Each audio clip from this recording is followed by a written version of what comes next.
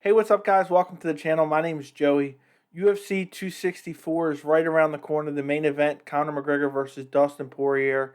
And overall, it's a very fun card. It has Wonderboy Thompson versus Gilbert Burns. Well, today we got some news, and we're losing an intriguing fight on the card. Sean O'Malley versus Louis Smolka is now off. Smolka is apparently out with an undisclosed injury, so we're not sure what it is. Apparently, the UFC is looking for a replacement opponent for Sean O'Malley, but they don't have any information yet on who that may be. Tim Elliott did volunteer to fight him. He said he'll be in Vegas. Tim Elliott was supposed to fight last weekend, but had a last minute cancellation of his opponent. Ricky Simone also volunteered to fight Sean O'Malley. Everyone's raising their hands to fight Sean O'Malley just because of the hype behind him. And even though he's not even in the UFC top 15, just the notoriety that he has, people want to fight him and kind of shut down that hype train, similar to what Marlon Vera did in their fight against him.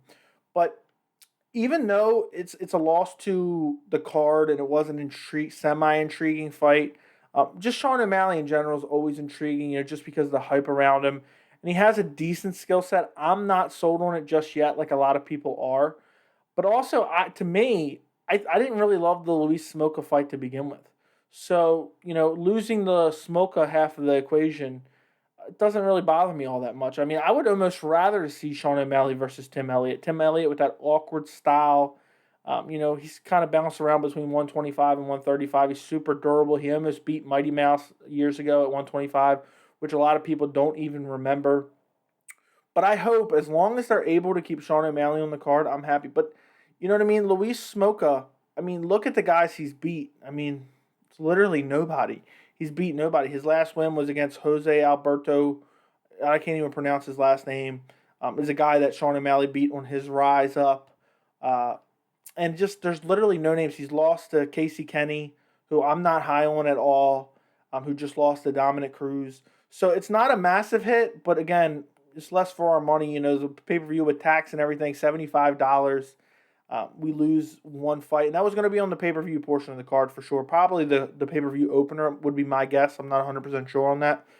But who could we get to replace him? Obviously, I already mentioned Tim Elliott and Ricky Simone volunteered. I think either one of those fights would be all right. I think either one of those fights would probably be better than the original fight. I haven't talked about it too much about the O'Malley Smoka fight, just because I'm kind of disinterested. I wasn't really high on it. I just feel like, and I know it didn't. It kind of made sense, but it's like, you know what I mean. Sean O'Malley is just talking so much shit, and the media just covers him so much, and they act like he's some world class elite fighter.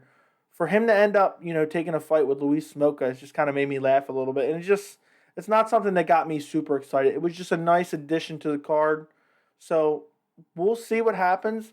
A guy, and I don't know if this could happen on UFC 264, but a guy that I would love to see O'Malley fight, and I'm kind of being contradictory here because I'm saying I'm not high on O'Malley's skill set, but I want to throw him to fight a top 10 ranked guy.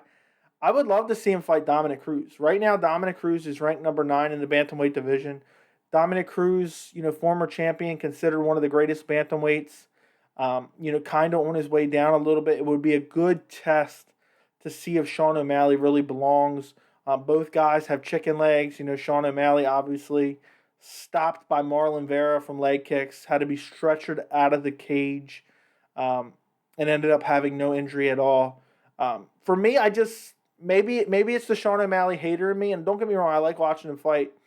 But a guy that talks that much, and then he ends up getting stretchered out of the cage, and then on top of that, he doesn't give his opponent any respect or any credit. He just says, "Oh, I was getting ready to whoop his ass." Well, you were getting ready to whoop his ass, and then you got your leg kicked off, and then you got flash KO'd by elbows, I believe it was. So I want to see him test it. You know what I mean? If he's the real deal, he's the real deal. Let's find out sooner rather than later. Throw him in against Dominic Cruz. I don't think the UFC would ever throw him in against Merab Dvalishvili. I think that's a nightmare matchup for him. Um, Even Rafael Sunsao, nightmare matchup. Jimmy Rivera, okay, maybe. I mean, I wouldn't mind seeing him fight anyone from 15 up to 9, but my preference would be the Dominic Cruz fight. Um, but we'll find out. Hopefully they're able to keep him on the card again. Tim Elliott, Ricky Simone both volunteered to step in. But I wanted to put a quick video out there reacting to the news.